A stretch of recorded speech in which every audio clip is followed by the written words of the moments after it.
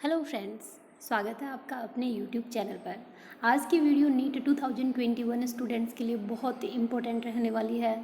जो भी students NEET 2021 का एग्ज़ाम जिन्हें दिया है, तो आज इस वीडियो में मैं डिस्कस करने वाली हूँ कि नीट 2021 की एक्सपेक्टेड कट ऑफ क्या रहने वाली है ऑल इंडिया कोटा के थ्रू। तो गाइज यहाँ मैं कैटेगरी वाइज कट ऑफ की बात करूँगी। नीट 2021 की क्या एक्सपेक्टेड कट ऑफ मानी गई है। तो गाइज सबसे पहले मैं आपको ये क्लियर कर दूँ, देखिए दो टाइप का रिजर्वेशन होता है, एक होता है ऑल इंडिया कोटा और सेकंड होता है आपका स्टेट कोटा। तो ऑल इंडिया कोटा का जो रिजर्वेशन होता है वो होता है 15% और स्टेट कोटा का रिजर्वेशन होता है 85%। तो एक्चुअल में जो ऑल इंडिया कोटा की कट ऑफ होती है वो हाई जाती है। हाई क्यों जाती है, उसके पीछे रीज़न क्या है? क्योंकि जब आप कट ऑफ देखेंगे आपको हाई लगेगी तो आप बोलोगे कि नहीं, इतनी हाई कट ऑफ नहीं जा सकती, लेकिन गाइज जाने वाली है। तो ऑल इंडिया कोटा की हाई क्यों जाती है कि जिन स्टूडेंट्स के मार्क्स अच्छे होते हैं वो ऑल इंडिया के अंदर जितने भी अच्छे कॉलेजेस होते हैं उनके अंदर ही वो एडमिशन लेना चाहते हैं। अब बेस्ट कॉलेजेस में एडमिशन लेंगे और सभी स्टेट्स के अगर वो इंक्लूड कर दिया जाता है तो 15% ही सीट होती है कि अदर स्टेट में कोई स्टूडेंट एडमिशन ले पाए। तो उसके लिए मार्क्स अच्छे होने चाहिए। तो 15% में कंपटीशन के लिए जो कट ऑफ जाती है वो काफ़ी हाई चली जाती है। स्टेट कोटा की जो कट ऑफ होती है वो 85% जो रिजर्वेशन होता है वो 85% होता है।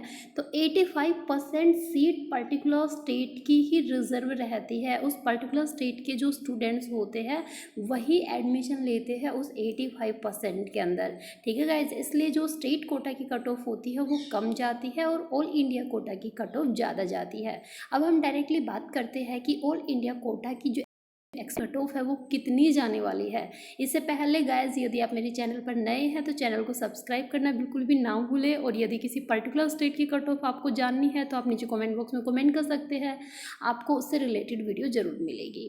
अब देखिए, हम जानते हैं ऑल इंडिया कोटा की एक्सपेक्टेड कट ऑफ क्या मानी गई है, 15% में कितनी कट ऑफ जाने वाली है। तो गैज़ यहाँ मैंने जो कट ऑफ उठाई है वो विद रैंक उठाई है और कैटेगरी वाइज सभी कैटेगरीज मैंने यहाँ पर ली है। तो सबसे पहले अगर मैं जनरल कैटेगरी की बात करूँ तो यदि जनरल कैटेगरी के अंदर आपके मार्क्स 605 से 615 के बीच आपके मार्क्स बनते हैं तो आपका ऑल इंडिया कोटा के थ्रू एडमिशन हो जाएगा और आपका रैंक एक्सपेक्टेड 11,000 to 15,500 के आसपास आने वाला है। ठीक है, इन बिटवीन आपका जो रैंक है वो लाई करने वाला है। उसके बाद यदि ओबीसी कैटेगरी की बात की जाए तो ओबीसी की जो एक्सपेक्टेड कट ऑफ है वो मानी गई है 604 से 612 नंबर मानी गई है। और यदि आपके इतने मार्क्स आते हैं तो आप ये सोच कर चलना है आपको कि आपकी गवर्नमेंट कॉलेज के अंदर सीट जो है वो बिल्कुल सिक्योर है। और यदि आपके इतने मार्क्स बनते हैं ओबीसी के अंदर तो ओबीसी जो आपकी रैंक होगी वो 10,000 to 15,000 के आसपास आपकी आने वाली है।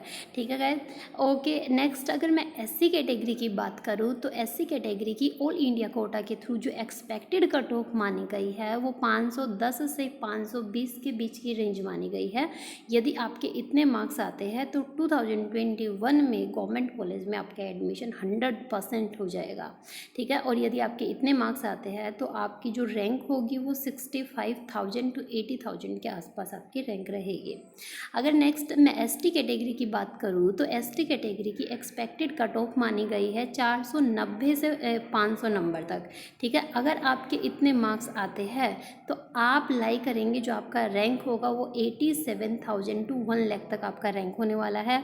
और गाइज 100% श्योरिटी से यदि एसटी कैटेगरी में 490 to 500 आपके मार्क्स है तो गवर्नमेंट कॉलेज आपको अलॉट हो जाएगा, ऑल इंडिया कोटा का बेस्ट कॉलेज। ठीक है, स्टेट कोटा की बात नहीं कर रही, स्टेट कोटा की जो कट ऑफ होगी वो इसके कंपेयर में काफ़ी कम जाएगी। अब देखिए गाइज, जो फाइनल अगर कट ऑफ की हम बात करते हैं स्टेट वाइज कोटा के थ्रू की फाइनल जो कट ऑफ होती है नहीं, वो तो काफ़ी कम जाती है। तो एक्चुअल में क्या होता है, जब आपका काउंसलिंग प्रोसेस होता है, रिजल्ट आने के बाद जब आपकी काउंसलिंग चलती है तो जो राउंड 1 की काउंसलिंग होती है उसका जो कट ऑफ होता है वो काफ़ी हाई जाता है। ठीक है, राउंड 1 के बाद राउंड 2 की काउंसलिंग होती है तो उसकी कट ऑफ लो जाती है।